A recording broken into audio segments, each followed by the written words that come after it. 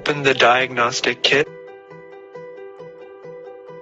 The diagnostic kit includes the instructions, sample diluent, pipette, and test card.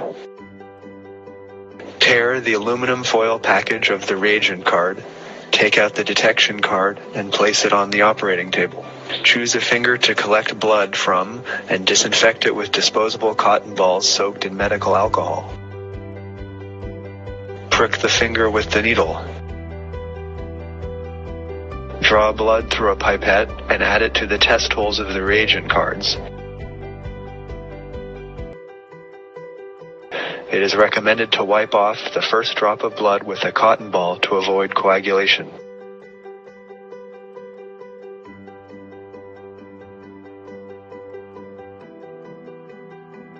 Add 2 drops of sample diluent to the test holes of the reagent card respectively. Wait 15 minutes for the results to appear. Results of demonstration: negative results, positive results.